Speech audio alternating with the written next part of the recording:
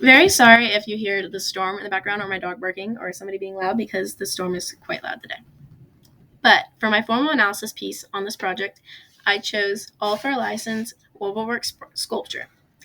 All for a license Wirbelwerk sculpture appears to be made from glasswork in the shape of what looks to be a tornado.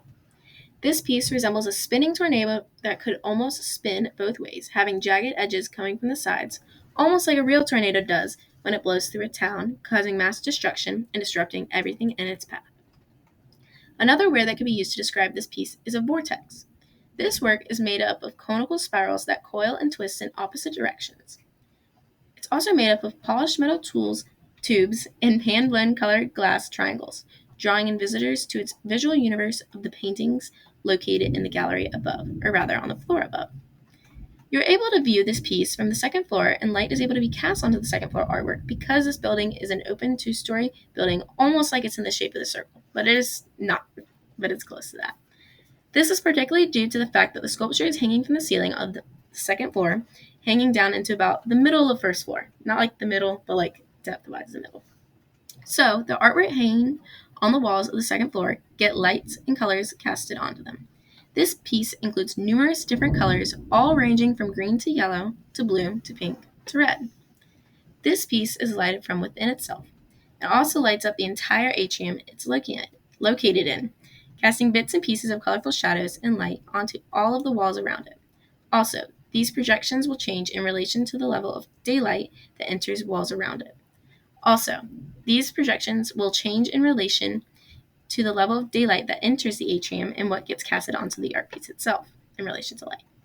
This fluctuation in light causes the Wirbelwerk sculpture to sometimes appear to be more distinct, other times more dispersed, with the light at least.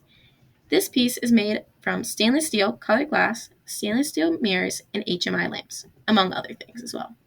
This piece looks as if it's a tornado that's about to spin out of control, made from light and glass and colors. This piece creates the idea of a glittering, light-filled cross between both an icicle and a tornado, combining three longtime preoccupations from Eliason's work, including space, weather, and light. This piece also contributes quite a bit of engineering and optical physics aspects for those that enjoy that kind of entrancement and features in their artwork. This vortex effect is something that is usually created by a large amount of water or wind spinning around a vacuum or central chamber. This piece of scientific information relating to weather is what sucked in Eliason's desire to create the piece in the first place, and that was the result, of course. Additionally, the vortexes are able to suck up whatever gets near it, just like in the galaxy, or in hurricanes, or even bathtub drains. The colors and shadows shown throughout this piece cover the surrounding walls, which gives way to images of what would be like to stand inside of a kaleidoscope. To create the kaleidoscope effect, the Wirbelwerk sculpture is lit up from the inside and projects a colorful shadow on the walls around it.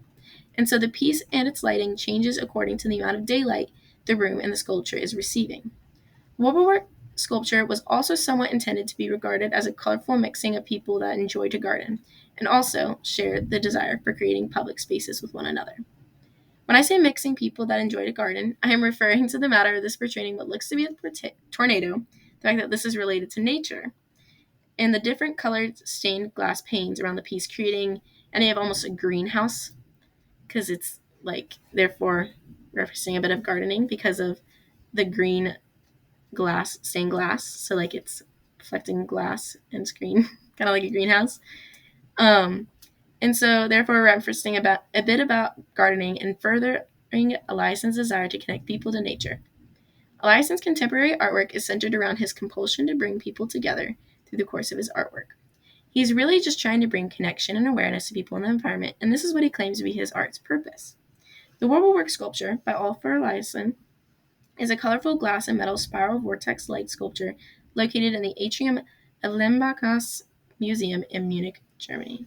And here's my citations, and here is the Wirbelwerk sculpture one more time. Thank you.